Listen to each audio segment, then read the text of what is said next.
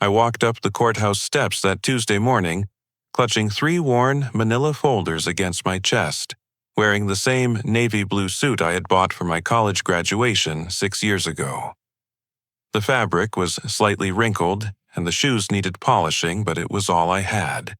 My parents, David and Linda, were already there with my older brother Marcus, standing beside their expensive attorney, Mr. Richardson, in his $1,000 suit. When my mother saw me approaching, she shook her head and whispered just loud enough for the small crowd of family friends to hear, "You have never been good with money, Joe." My father rolled his eyes as I walked past them toward the entrance.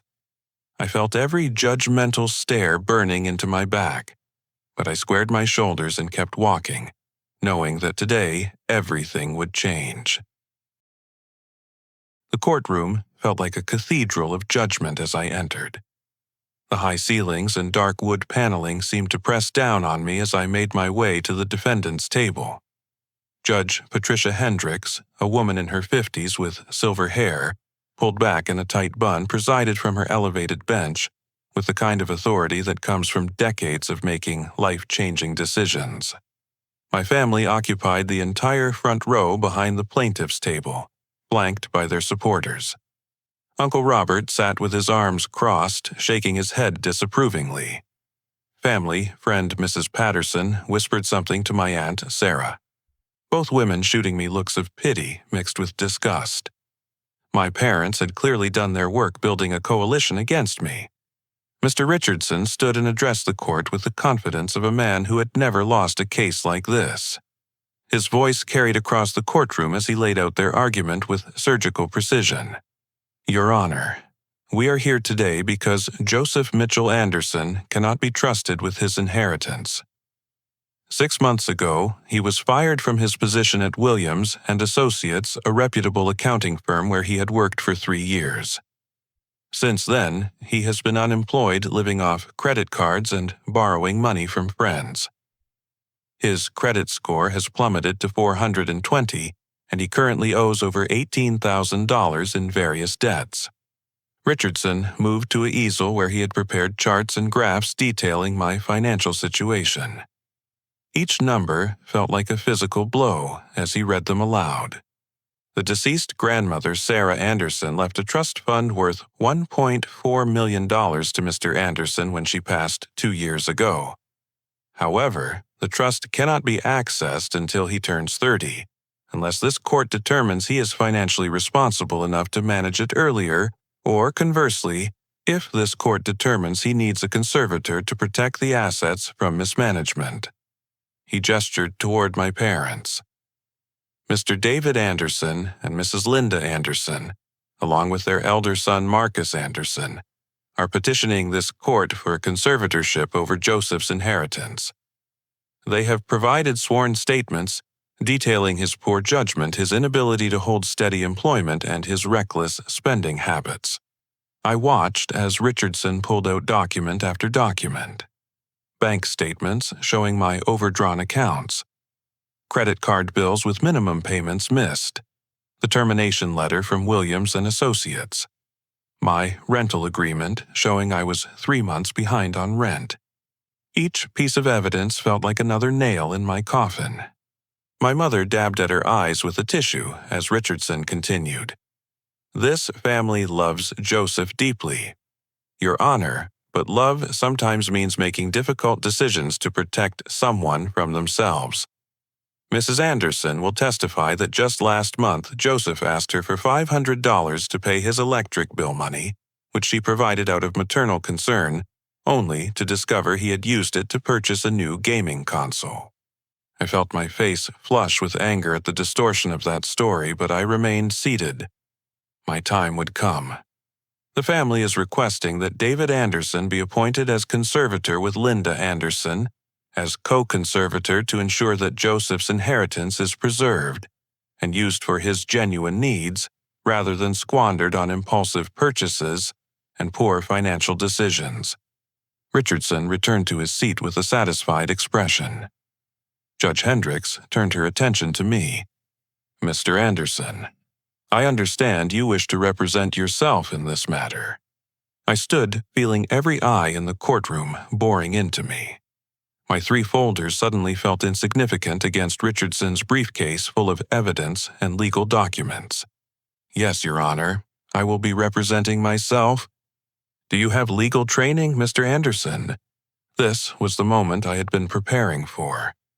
I reached into my jacket pocket and pulled out a folded document. Your Honor, 3 weeks ago I passed the bar examination in the state of Pennsylvania. I am licensed to practice law. The courtroom erupted in whispers. I heard my brother Marcus's sharp intake of breath from the front row. When I turned slightly, I could see his face had gone completely pale. Objection. Your Honor. Richardson jumped to his feet. This is clearly a desperate ploy.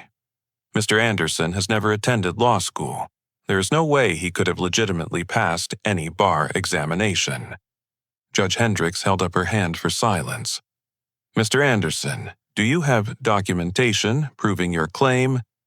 I opened my first folder and withdrew a certified copy of my bar examination results, along with my temporary license to practice law. I approached the bench and handed them to the bailiff. Judge Hendricks examined the documents carefully, her eyebrows rising slightly. After what felt like an eternity, she looked up at me. These appeared to be legitimate. Mr. Richardson, Pennsylvania, allows bar examination candidates without traditional law school education under specific circumstances. Mr. Anderson's documentation is in order. The whispers grew louder. I could hear my mother's voice rising above the others. That is impossible. He never told us anything about studying law. Mr. Anderson, Judge Hendricks continued, you may proceed with your opening statement. I returned to my table and opened my second folder. Inside were months of research legal precedents and carefully prepared arguments. As I stood to address the court, I caught my father's eye. For the first time since I'd entered the courtroom, he was not rolling his eyes. Instead, he was staring at me with something that looked almost like fear. The real battle was about to begin.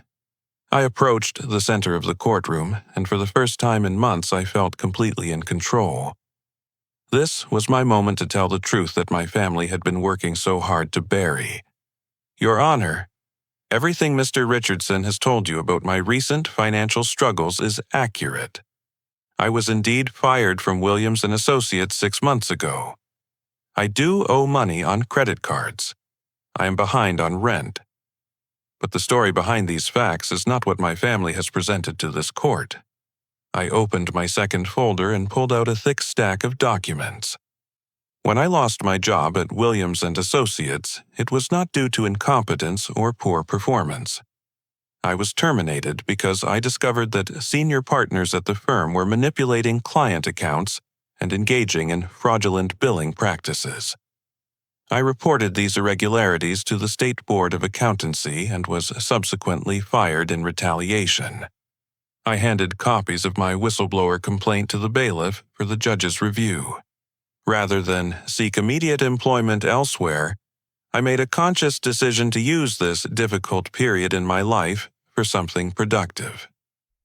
I spent every day for 6 months studying law, using online resources, correspondence courses, and night classes at Philadelphia Community College.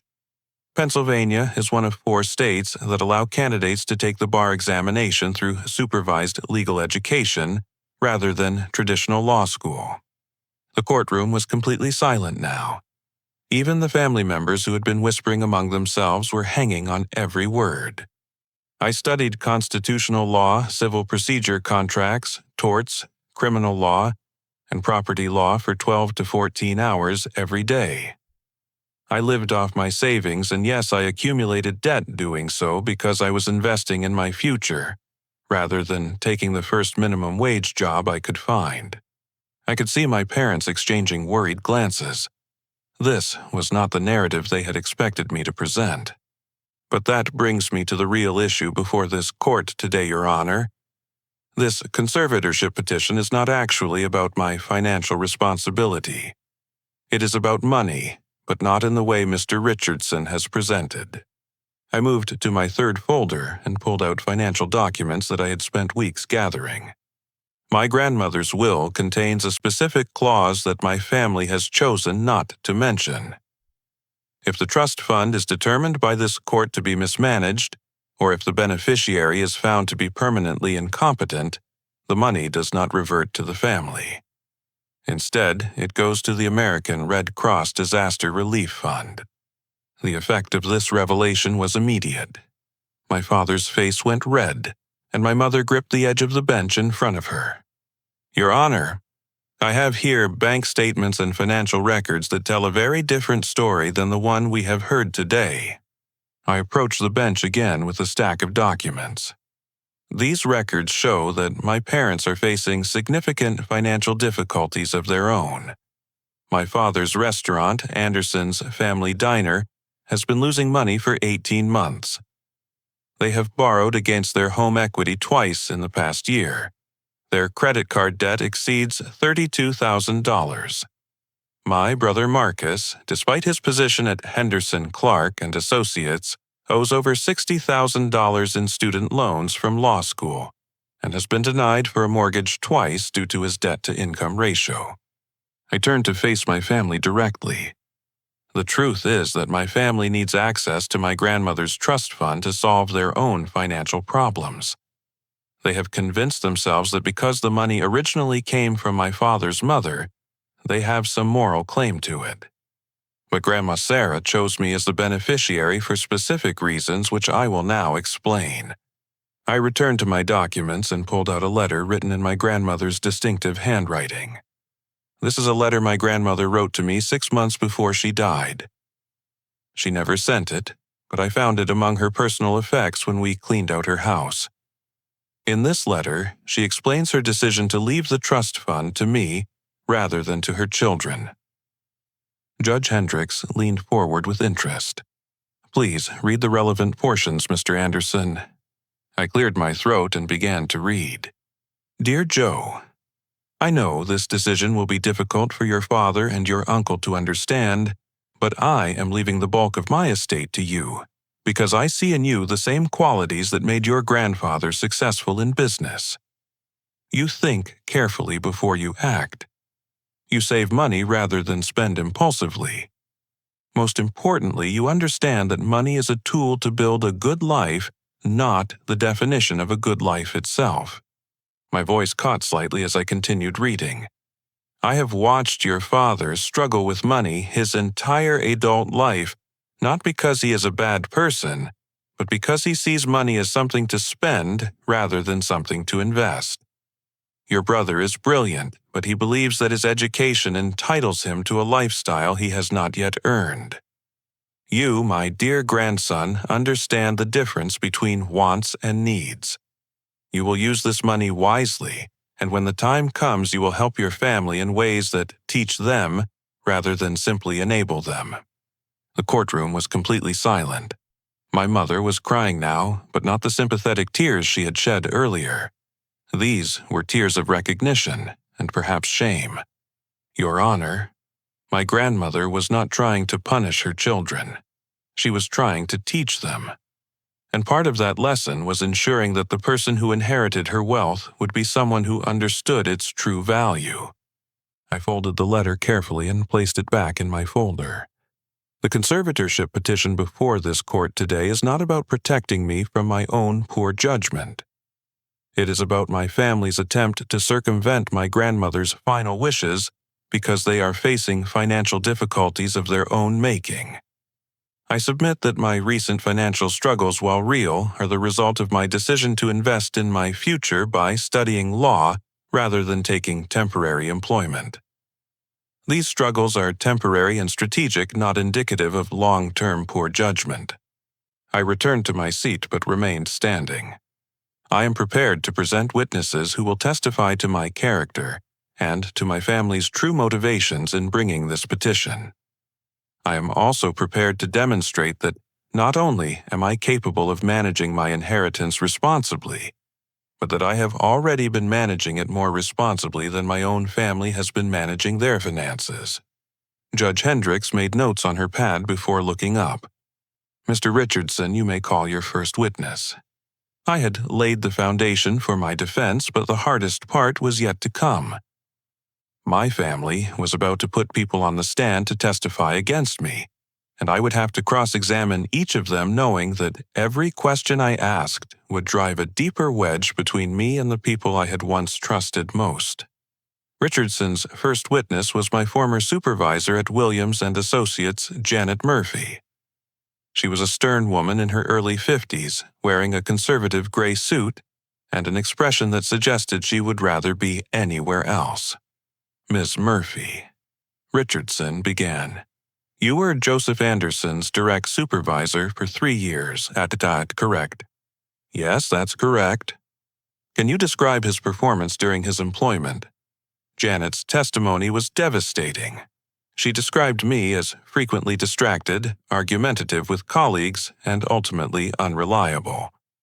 According to her account, I had been terminated for insubordination and failure to complete assignments on time.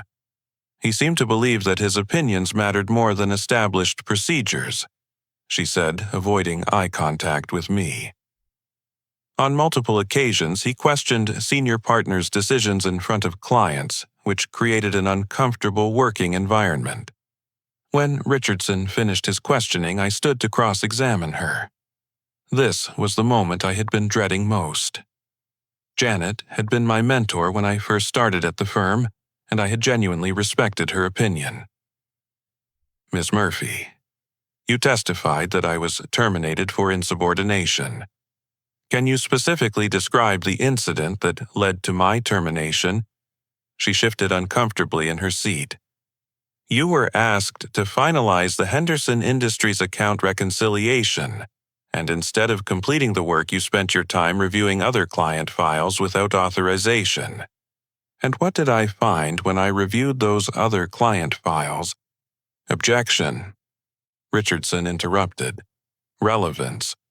Judge Hendricks overruled the objection. "The witness may answer." Janet looked directly at me for the first time since taking the stand. There was something in her expression that hadn't been there before. Guilt, perhaps. "You found discrepancies in billing records." "What kind of discrepancies?" "Hours that had been billed to clients for work that was never performed." "And when I brought these discrepancies to your attention, what did you advise me to do?" There was a long pause. "I advised you to focus on your own assignments." "But I didn't follow that advice, did I?"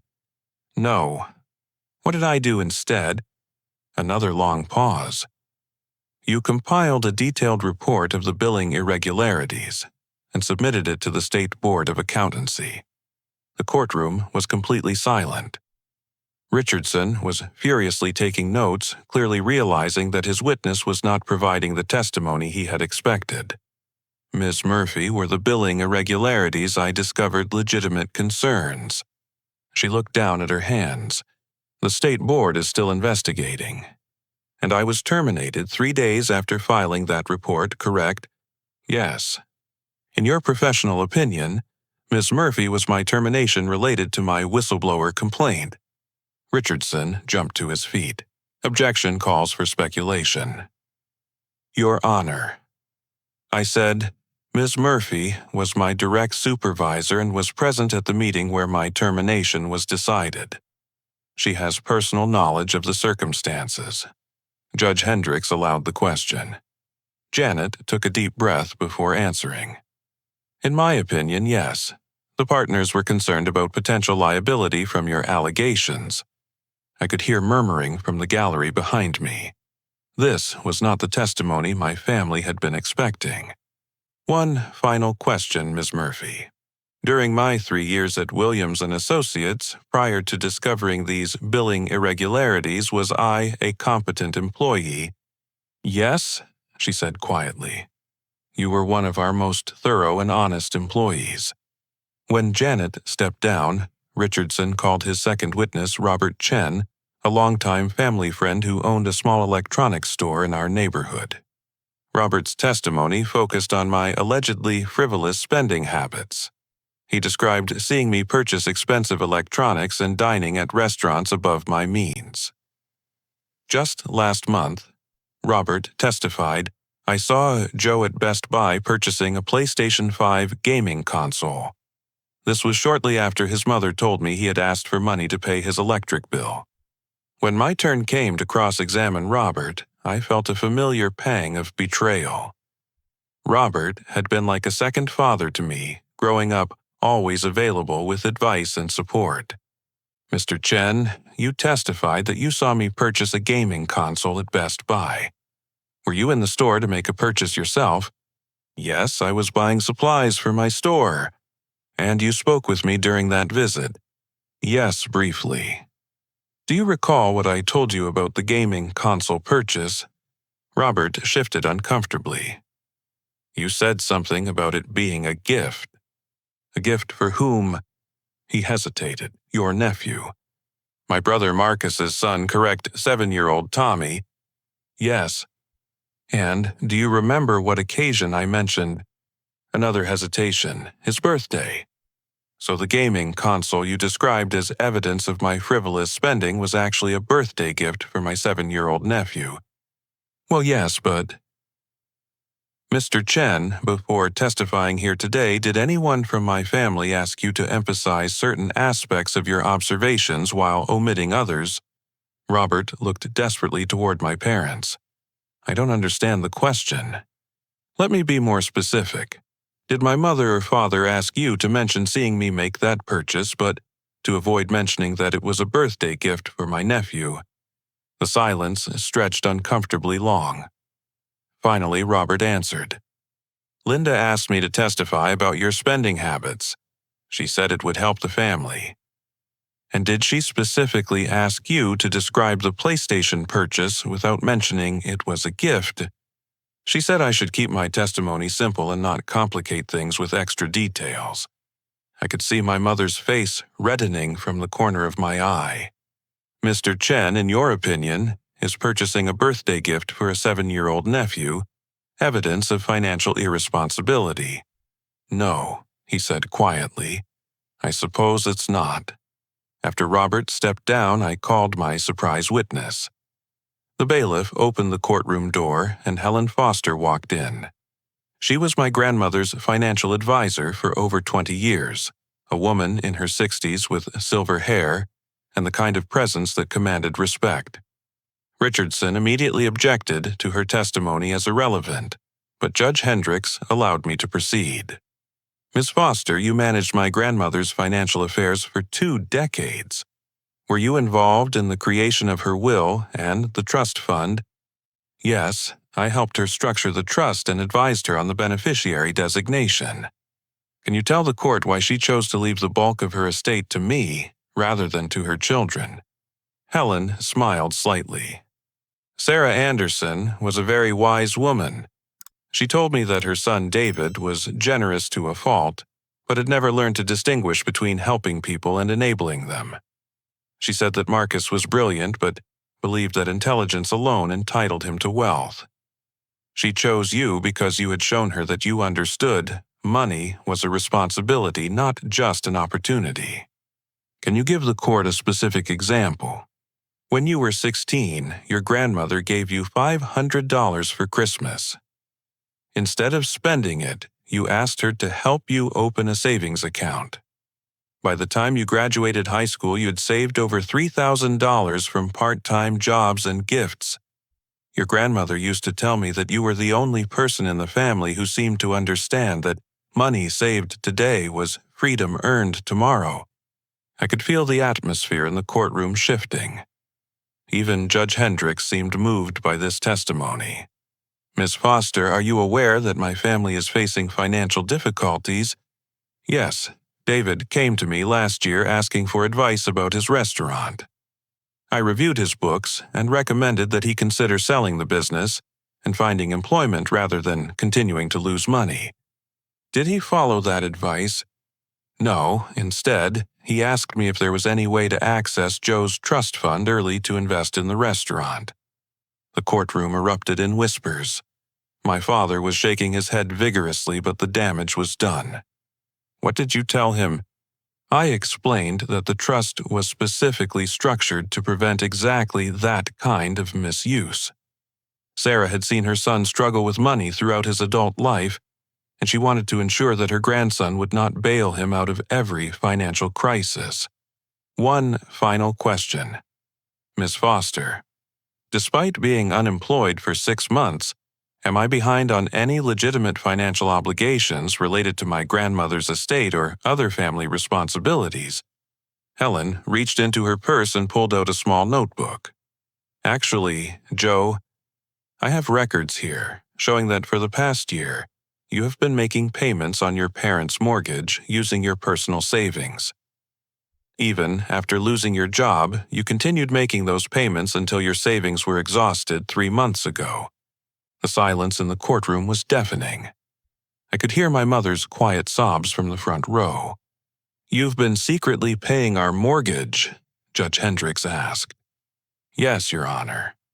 When my father's restaurant started failing, I used my savings to ensure my parents wouldn't lose their home. They never asked me to do this, and I never told them I was doing it. I simply made the payments directly to the bank. I turned to look at my family for the first time since the hearing began. My father was staring at me with an expression I had never seen before. It wasn't anger or disappointment. It was shame. The most damaging testimony of the day had come from my own witnesses revealing truths that my family had never intended for this courtroom to hear. But I knew the hardest part was still ahead. I still had one more piece of evidence to present, and it would change everything. Judge Hendricks called for a brief recess, and as the courtroom emptied, I remained at my table organizing my final folder. This contained the evidence I had hoped I would never need to use, but my family's willingness to lie under oath had forced my hand. When court resumed, Richardson looked confident as he prepared for his closing argument. He clearly believed that despite the unexpected revelations, he still had enough evidence of my financial irresponsibility to convince the judge. Your Honor, I said, standing before Richardson could begin, I have one final piece of evidence to present to the court. I opened my third folder and pulled out my phone and a small recording device. 3 weeks ago, my family held what they called an emergency meeting at my parents' house to discuss this conservatorship petition. I had left my phone charging in the kitchen when I arrived, and it remained there throughout their discussion.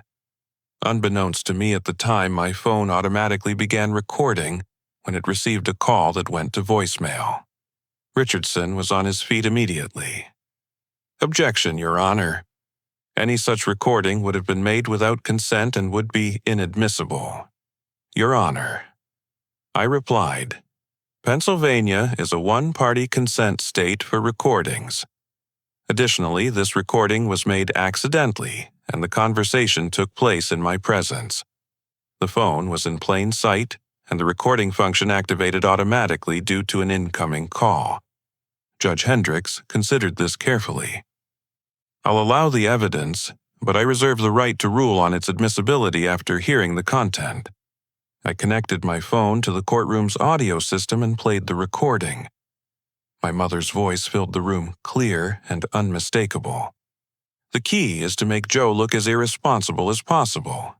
We need to emphasize every mistake he's made, every bill he's been late on, every time he's needed help. My father's voice followed, what if he fights this? What if he actually shows up with a lawyer? Then Marcus's voice, cold and calculating. He won't. He can't afford a real attorney, and he's too proud to ask for a public defender for a civil matter. Even if he tries to represent himself, he doesn't know anything about law. My mother again. Richardson says we need to show a pattern of poor judgment going back years. Robert agreed to testify about seeing Joe make frivolous purchases. Janet will testify about his work problems. Richardson's voice could be heard in the background. The key is to avoid mentioning the clause about the money going to charity if the conservatorship fails. We also need to be careful not to reveal your own financial situations. If the judge realizes this is about your debts rather than Joe's competence, we'll lose. My father. What if Joe mentions that he's been helping with our mortgage? Marcus, he won't. He's too embarrassed about being unemployed to admit he was using his savings to help us. Besides, that actually works in our favor. It shows he makes emotional financial decisions instead of logical ones. There was laughter in the background, and then my mother's voice again. The important thing is that we all stick to the same story.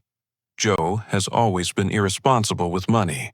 We're only trying to protect him from himself. Richardson's voice.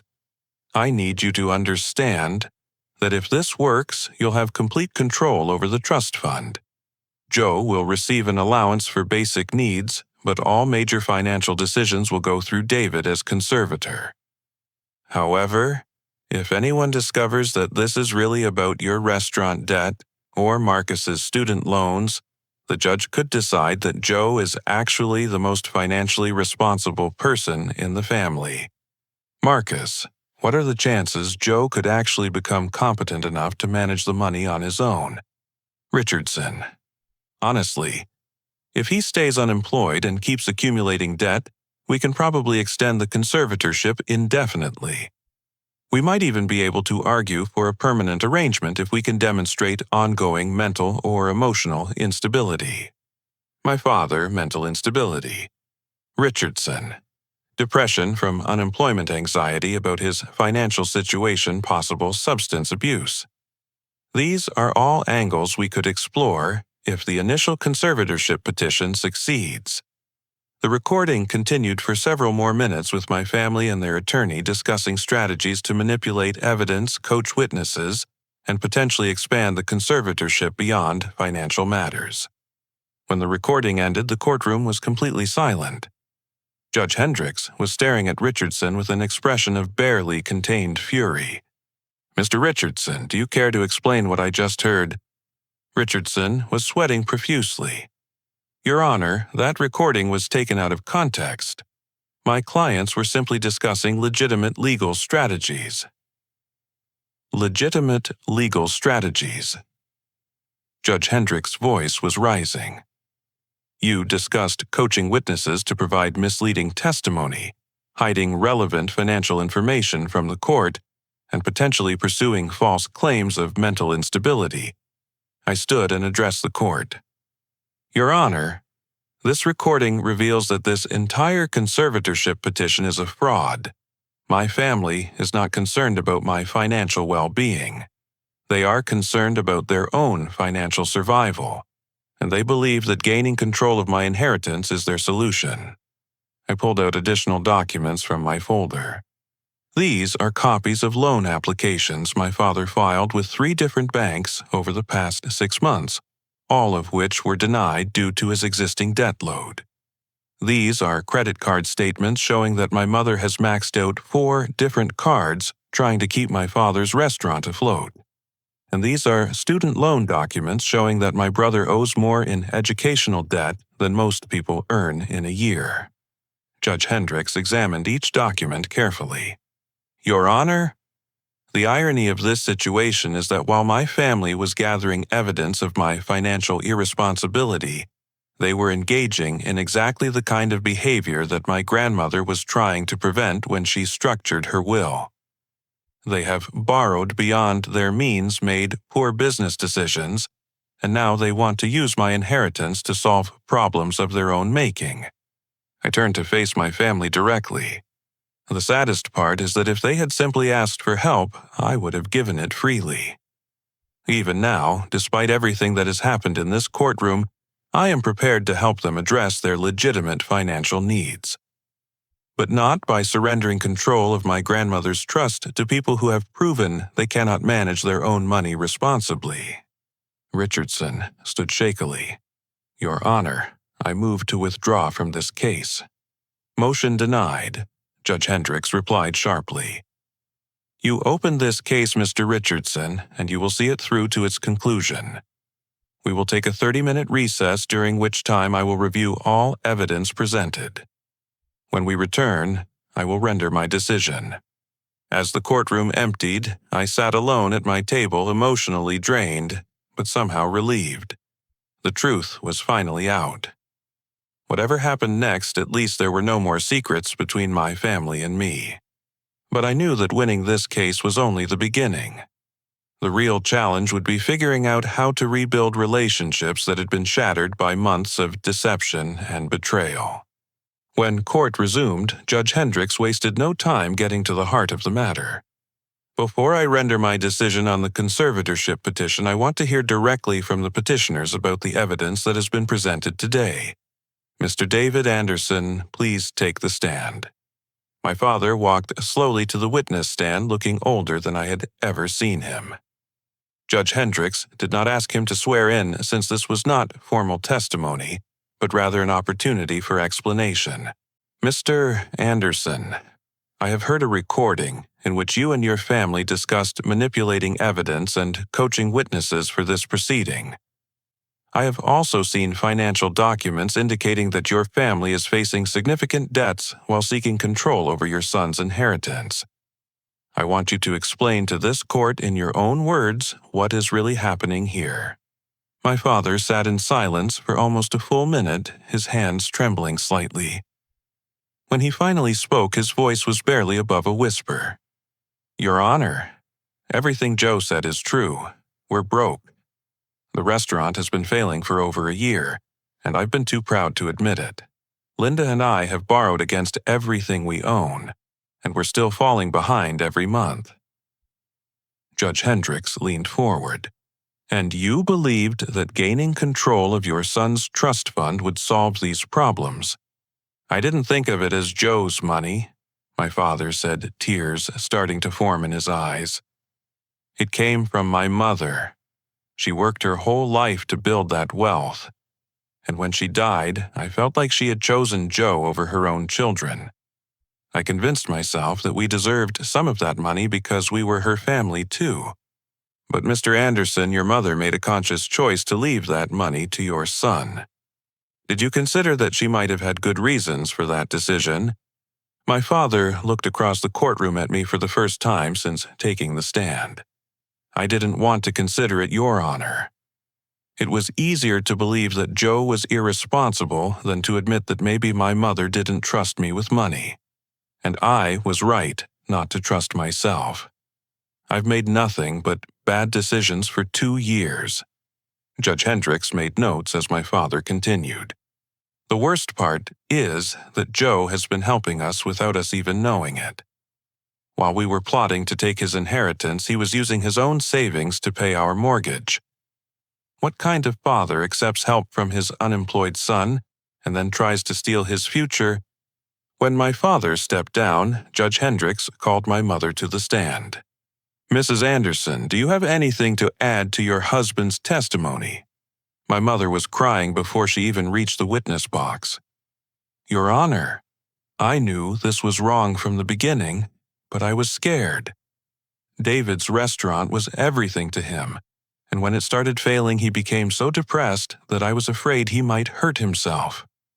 When Richardson suggested the conservatorship, it felt like a lifeline. Did you believe your son was actually incapable of managing his inheritance?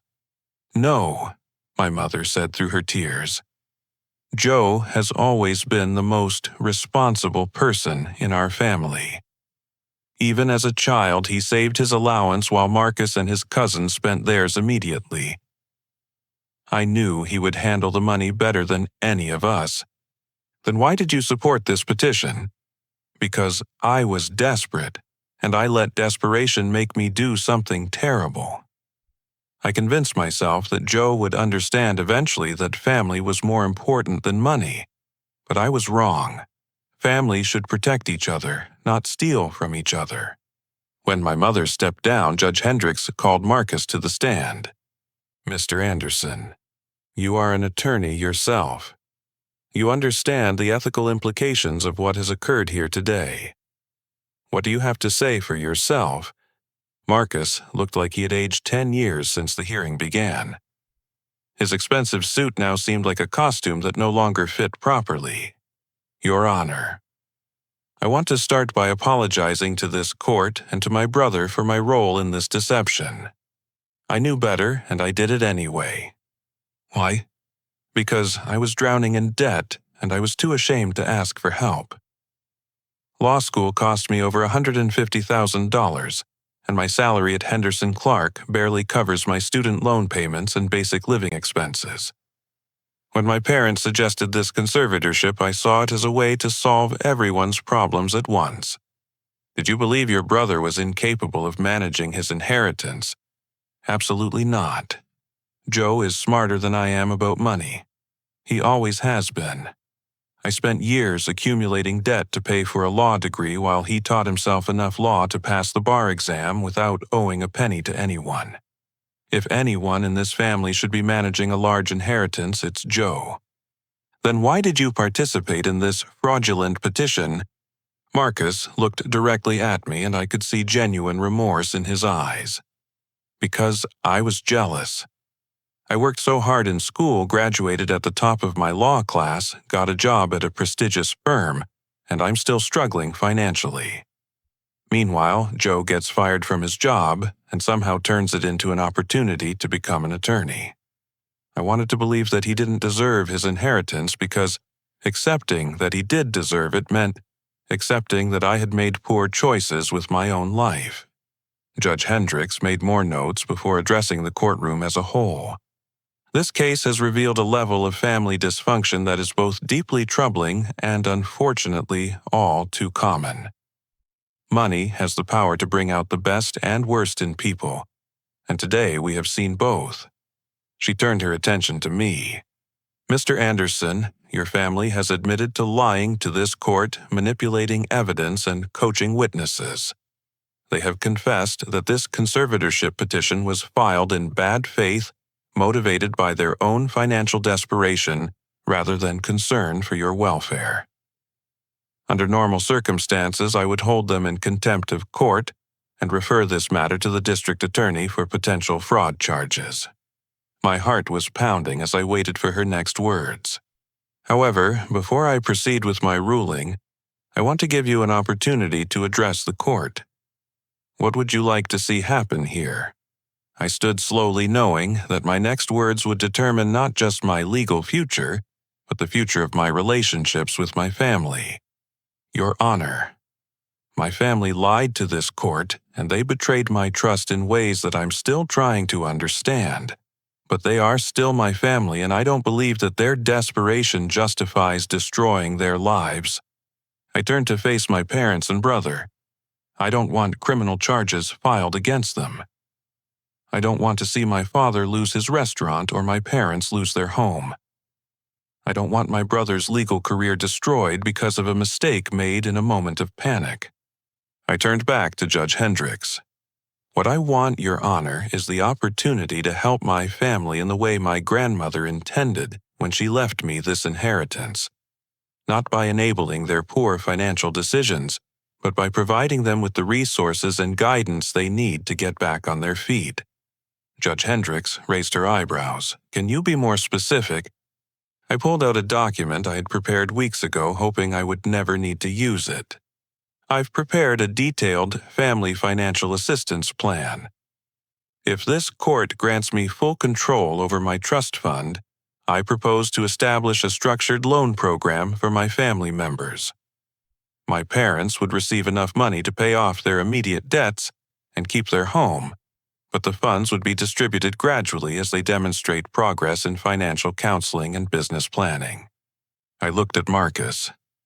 My brother would receive assistance with his student loans, but only in conjunction with a plan to build his own legal practice or find employment that allows him to live within his means.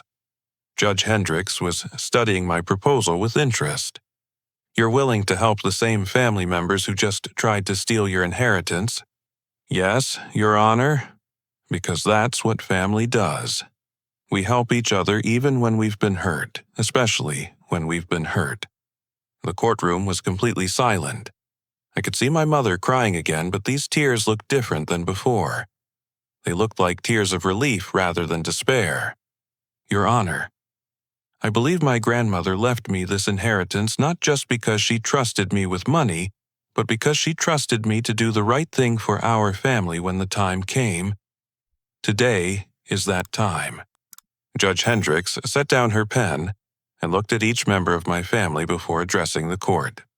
"I have been a family court judge for over 20 years, and I have rarely seen a case that has moved from fraud and deception to forgiveness and healing in the course of a single day. Mr. Anderson, your proposal is both generous and wise." She paused for a moment, organizing her thoughts. "This court will deny the conservatorship petition in its entirety. Mr. Joseph Anderson will maintain full control over his inheritance. However, I want to see a detailed implementation plan for your family assistance program within 30 days. Relief flooded through me, but Judge Hendricks was not finished. "Mr. Richardson, you will be reported to the State Bar Association for your role in this fraudulent petition. Your conduct today has been a disgrace to the legal profession." She turned her attention to my family. "As for the rest of you, you are fortunate that your son and brother is a better person than you deserved today. I suggest you spend some time reflecting on that fact." Judge Hendricks stood and gathered her papers.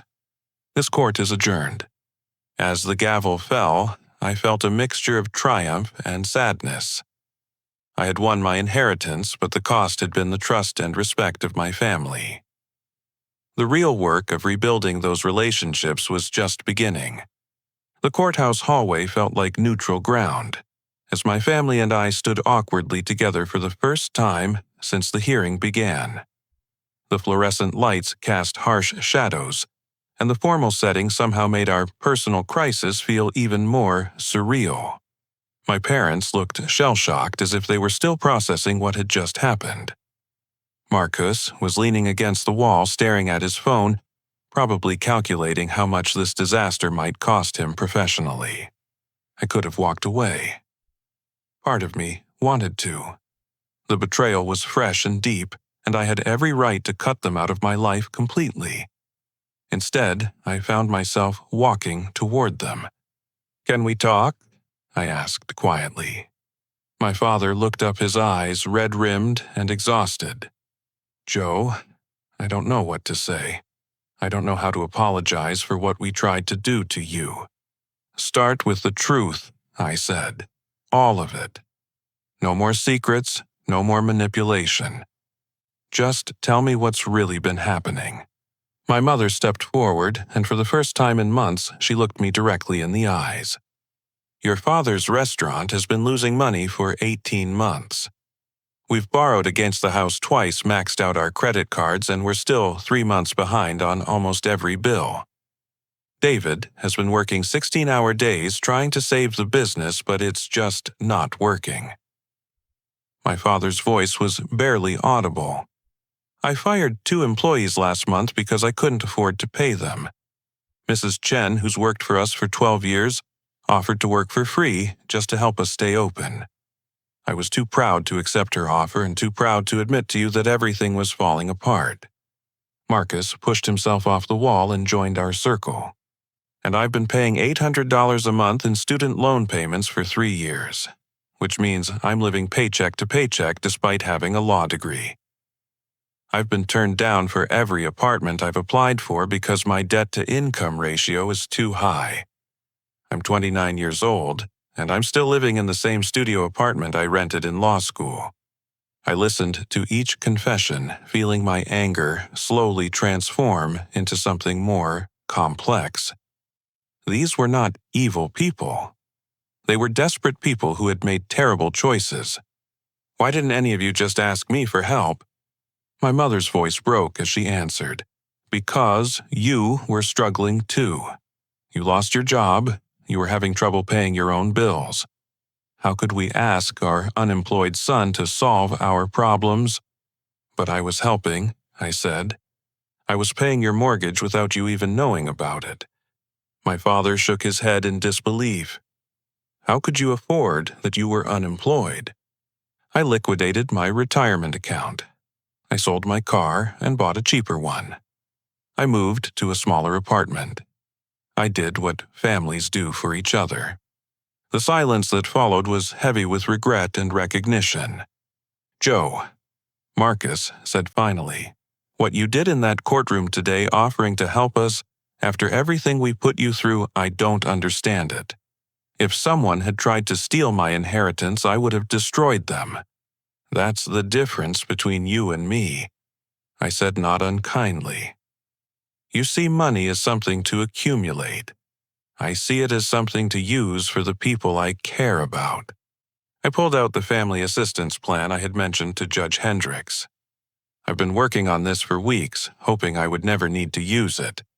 But now, I think it might be exactly what we all need." I spread the document out on a bench where we could all see it. "Here's what I'm proposing. Dad, you get a loan of $75,000 to pay off your immediate debts and restructure the restaurant. But the money comes with conditions. You work with a business consultant to develop a sustainable operating plan. You take a small business management course. And you agree to regular financial check-ins with me." My father was staring at the numbers with an expression of disbelief. "Mom, you get access to financial counseling and debt management services. Your credit cards get paid off, but they also get closed until you complete a year of financial education classes." I turned to Marcus. "And you get help with your student loans, but only if you agree to move back home for a year to save money and work with me to build a financial plan that actually makes sense for your income level." Marcus looked embarrassed. "Move back home? I'm almost 30 years old." "And you're almost 30 years old with no savings, no assets, and enough debt to buy a house. Pride is what got all of us into this mess. Maybe it's time to set pride aside and focus on solutions." My mother was crying again, but these were different tears. "Joe, why would you do this for us, after what we tried to do to you?" I thought about my grandmother's letter about her wisdom in understanding that money should strengthen families rather than tear them apart. "Because you're my family, and because Grandma Sarah was right. The money isn't really mine, it's just in my care. My job is to use it in ways that make our family stronger, not ways that make me feel powerful." When we returned to the courtroom, Judge Hendricks looked surprised to see us all together. "Mr. Anderson, you requested additional time to present your family assistance plan. Are you ready to proceed?" "Yes, Your Honor. But first, I want to ask the court's permission to modify my original proposal." Judge Hendricks looked intrigued. "In what way?" "I want to establish a formal family trust with oversight from this court. Instead of simply loaning money to my family members, I want to create a structure that ensures accountability while providing genuine assistance." I handed copies of my revised plan to the judge and to the court reporter. This trust would provide financial assistance for legitimate needs like debt relief, education, and business stabilization. But it would also require participation in financial counseling, regular progress reports, and adherence to budgets developed with professional guidance. Judge Hendricks reviewed the document carefully. "Mr. Anderson, this is quite sophisticated. Did you develop this plan yourself?" "Yes, Your Honor. During my legal studies, I spent considerable time researching family trust structures and estate planning. I believe this approach will help my family without enabling the behaviors that created their current problems." Judge Hendricks looked at my family members who were all nodding their agreement.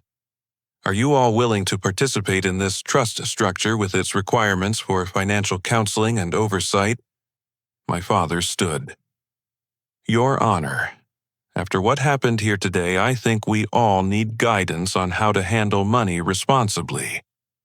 If Joe is willing to help us despite our betrayal, the least we can do is commit to real change." My mother and Marcus both voiced their agreement. Judge Hendricks made notes for several minutes before looking up. "Very well. I will approve the establishment of the Anderson Family Trust with quarterly reporting requirements to this court. Mr. Anderson, I want to see detailed financial reports every 3 months for the first year demonstrating how the trust funds are being used and what progress your family members are making toward financial stability. She paused and looked at each of us in turn. I want to emphasize that this is an unusual arrangement. Most inheritance disputes end with damaged relationships and ongoing resentment. What I'm seeing here today gives me hope that families can heal even after serious betrayals, but only when all parties are committed to honesty and genuine change. As we left the courthouse together for the first time in months, I felt something I hadn't experienced in a long time: hope for my family's future. The legal battle was over, but the real work of rebuilding trust and creating healthy financial habits was just beginning. For the first time since this whole ordeal started, I was looking forward to that challenge. 3 months after the courthouse drama that changed everything, I was sitting in my new office reviewing quarterly trust reports when my assistant knocked on the door. "Joe, your first appointment is here, the Morrison family." I looked up from the financial documents spread across my desk and smiled. 6 months ago, I was unemployed and struggling to pay my electric bill. Today, I was running Anderson Family Law, a practice specializing in estate planning and family financial disputes. The Morrison family reminded me of my own family just a few months earlier.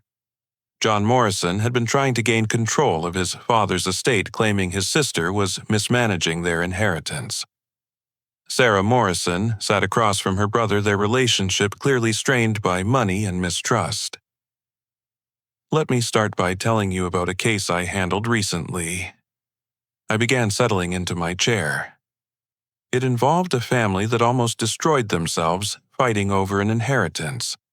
As I shared my own story, I watched the Morrison siblings gradually realize that their conflict wasn't really about money at all. It was about feeling valued, feeling heard, and feeling like they mattered to their family. The question you need to ask yourselves, I told them, is whether winning this fight is worth losing each other.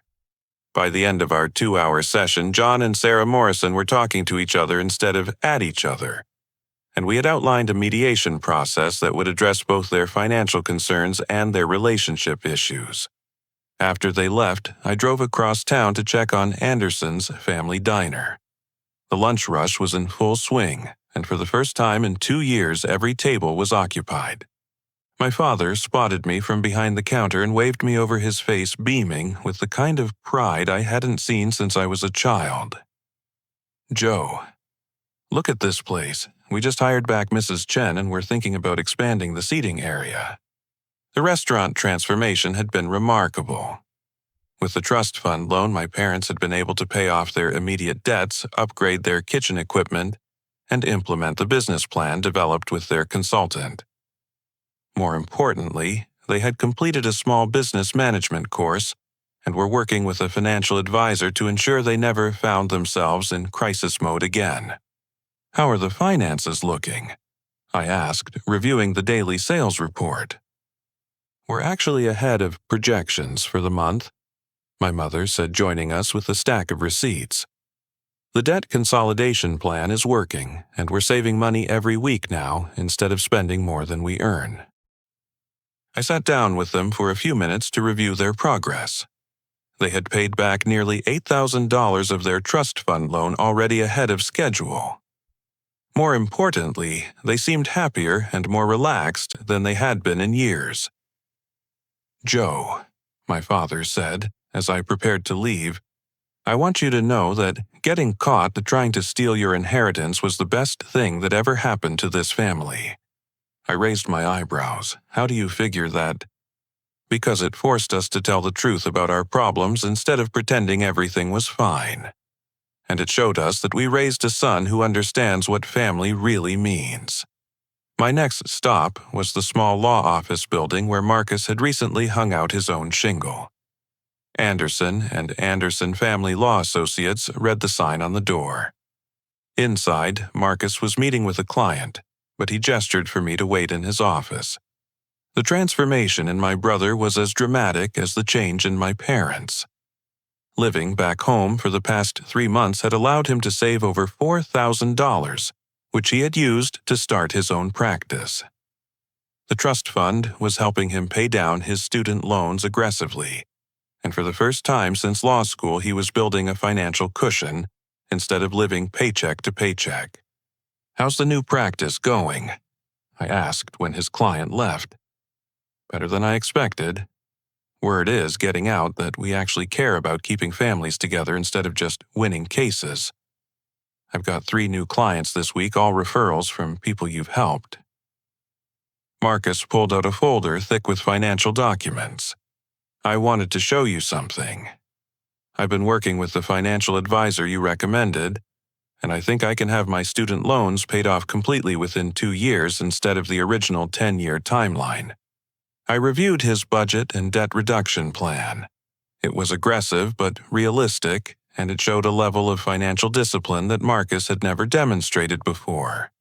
"I'm proud of you," I told him, and I meant it. "Joe, I need to ask you something, and I want you to tell me the truth." "Okay. Do you ever regret not walking away from us after what we did? You could have taken your inheritance and started a new life without the complications of dealing with our problems." I thought about his question seriously before answering. "Marcus, 6 months ago I thought my life was falling apart. I was unemployed, I was behind on bills, and I felt like a failure. But that crisis forced me to figure out who I really wanted to be and what I actually cared about." I gestured around his office, then toward the window that offered a view of our father's restaurant. "Look what we've built together. You have your own law practice doing meaningful work. Mom and Dad have a restaurant that's actually profitable. I have a career that lets me help other families avoid the mistakes we almost made. We're all financially stable for the first time in years." I paused, thinking about everything that had led us to this point. But more importantly, we actually trust each other now. We talk about money openly instead of hiding our problems. We ask for help when we need it instead of pretending we're fine. We've learned to separate our worth as people from our bank account balances. Marcus nodded thoughtfully. "When I was lying awake at night worried about money, I used to think that having enough money would solve all my problems. But the real problem was that I was too ashamed to admit I needed help. That evening, I drove to Evergreen Cemetery to visit my grandmother's grave. It had become a monthly ritual since the conservatorship hearing, a time to reflect on how I was honoring her memory with the choices I was making. The headstone was simple: Sarah Elizabeth Anderson, beloved mother and grandmother. I placed fresh flowers in the vase and sat on the small bench nearby. "Hi, Grandma. I wanted to tell you about the Morrison family I met today. They reminded me of us a few months ago fighting over money when what they really needed was to fight for each other." I pulled out the quarterly trust reports and spread them on my lap. The trust fund has grown by 12% since I took control of it. Dad and Marcus are both ahead of schedule on their loan repayments. Mom completed her financial literacy course with a perfect score. And I think I'm finally starting to understand what you meant when you wrote that money should be a tool for building a good life, not the definition of one. A gentle breeze rustled the oak trees surrounding the cemetery, and I felt a sense of peace that had been missing from my life for far too long. I think you would be proud of what we've accomplished. Not just the financial stuff, but the way we've learned to be honest with each other about our struggles and our fears. We're not perfect, but we're genuine now in ways we never were before. As the sun began to set, I gathered up my papers and prepared to head home to my new apartment. It was modest but comfortable, and for the first time in my adult life I was living within my means while also building toward the future. "Thank you," I said to my grandmother's headstone, "for believing in me, for trusting me with this responsibility, and for teaching me that the best way to honor someone's memory is to use their gifts to make other people's lives better." Driving home, I reflected on the journey that had brought me to this point. The conservatorship hearing had been one of the most painful experiences of my life, but it had also been one of the most transformative. It had forced my family to confront truths we had been avoiding for years, and it had given us the opportunity to rebuild our relationships on a foundation of honesty and mutual respect. The financial security was nice, but the real treasure was having a family that I could trust and depend on again. We had learned that love isn't just about supporting each other's dreams, but also about holding each other accountable when those dreams lead us astray. As I pulled into my driveway, I thought about all the families I wanted to help through my law practice, all the inheritance disputes that could be resolved through mediation and honest conversation rather than courtroom battles. My grandmother's gift had given me more than financial freedom. It had given me a purpose. The next morning, I would return to my office and continue the work of helping families navigate the complex relationship between money and love. I would review more trust fund reports, mediate more inheritance disputes, and hopefully prevent other families from experiencing the pain mine had endured. But tonight, I was simply grateful. Grateful for a grandmother who saw potential in me that I hadn't seen in myself. Grateful for a family that had learned to choose love over money, and grateful for the opportunity to use my experiences to make a positive difference in other people's lives. If someone had told me a year ago that being betrayed by my family would lead to the best period of my life, I would have thought they were crazy. But sometimes our greatest gifts come wrapped in our most difficult challenges, and sometimes the people who hurt us the most are the ones who ultimately teach us the most about forgiveness, resilience, and what really matters in life. Have you ever found yourself in a situation where family and money created conflict? How do you think financial stress affects family relationships? And what steps can families take to prevent money from destroying their bonds? I'd love to hear your thoughts and experiences in the comments below.